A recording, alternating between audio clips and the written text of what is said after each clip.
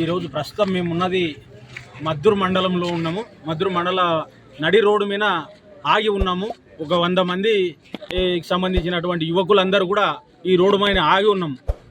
ఈ మా పక్కనే కొద్దిగా ఒక 10 మీటర్ల దూరంలోనే అంబులెన్స్లో ఒక బాడీని పెట్టుకొని మేము రోడ్డు మీద ఆగి ఉన్నాము.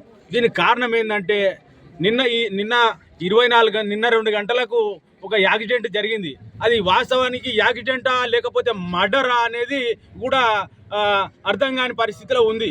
యాక్సిడెంట్ అయితే మామూలుగా తాకనట్టు జరిగి అక్కడనే ప్లేస్లో పడి ఉంటారు. కానీ ఏడైతే యాక్సిడెంట్ అయిందో ఆ నుంచి 20 మీటర్ల దూరంలో పోయి వ్యక్తులు కానీ బండ్లు కానీ అంత దూరంలో పోయి పడి ఉన్నాయి.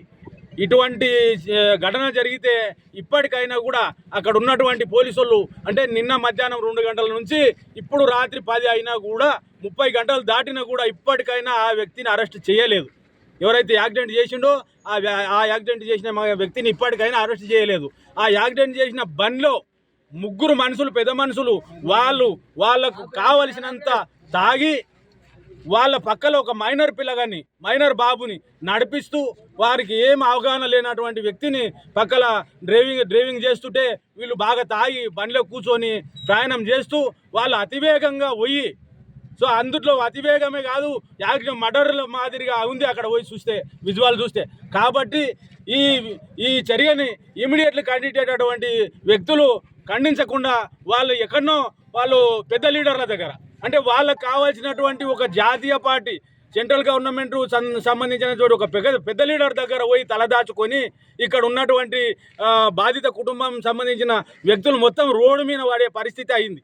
అంటే ఈ కారణం చేసి ఇటువంటి ఇబ్బందులకు గురి చేసి ఒక ఫ్యామిలీని బజార్లో వాడేసి ఇప్పటికైనా కూడా ఉదయం నుంచి ఒక మద్దూరులో ఒక వ్యక్తి ఒక లీడర్ దగ్గర పోయి మేము కూర్చొని అన్న మాకు అన్యాయం జరిగింది, మా కుటుంబం దగ్గర ఉన్నటువంటి ఒక భార్య చిన్న పిల్లలు 2 మైనర్ పిల్లలు వాళ్ళ పోషణ అయ్యింది, వాళ్ళకు బాధ్యత అనేది ఉంది, వాళ్ళకు కొంత ఆర్థిక సాయం చేయండి అని డిమాండ్ చేస్తే అగో వస్తాం గంటకు వస్తాం 5 నిమిషాలు 10 నిమిషాల మని ఉదయం 11 గంటల నుంచి ఇప్పుడు రాత్రి 9 దాటేంత వరకు కాలయాపన చేసి లాస్ట్కి ఇప్పుడు ఎవరు వాళ్ళకు అద్దుపద్దు లేకుండా ఎవరు వాళ్ళ తరపు మా బాధితులకు వచ్చి ధైర్యం చెప్పే పరిస్థితి లేకుండా ఇటువంటి దీనస్థితికి రోడ్డు మీద పడే పరిస్థితి అయింది. కాబట్టి మేము ఈ రాత్రిలో 9 గంటలకు రోడ్డు మీదకి వచ్చేటటువంటి పరిస్థితి ఏర్పడ్డది.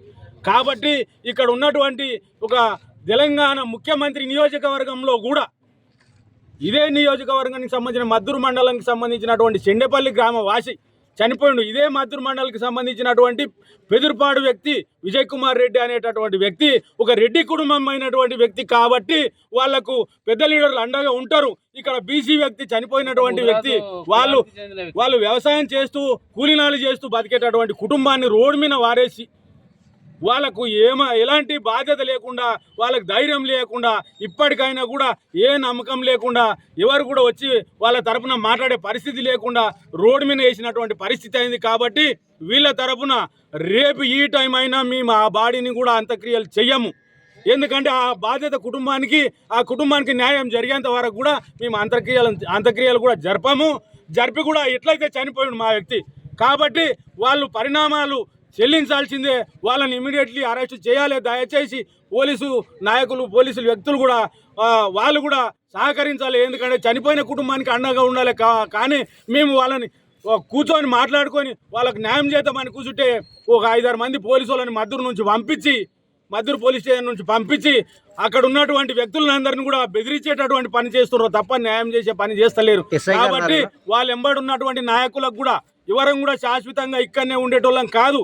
కాబట్టి దయచేసి మీరు కూడా అట్లాంటి వ్యక్తులకు న్యాయం భరోసా ఇవ్వకుండా ఎవరైతే చనిపోయినారో వాళ్ళకు భరోసా ఇవ్వాలి తప్ప చంపిన వ్యక్తులకు కూడా ధైర్యం ఇస్తూ వాళ్ళకు అండగా ఉండడం సమంజసం కాదని చెప్పి తెలియజేస్తూ వాళ్ళ భార్యకు కానీ చనిపోయిన వ్యక్తి 2 పిల్లలు మైనర్ ఉన్నారు వాళ్ళకు కానీ ధైర్యం ఇచ్చేంత వరకు వాళ్ళకు న్యాయం చేసేంత వరకు పోరాడతామని చెప్పి తెలియజేస్తూ ఈ అవకాశం ఇచ్చినటువంటి మీడియా మిత్రులకు కానీ ఇక్కడ ఉన్నటువంటి అందరూ కూడా సహకరిస్తారని చెప్పి తెలియజేస్తూ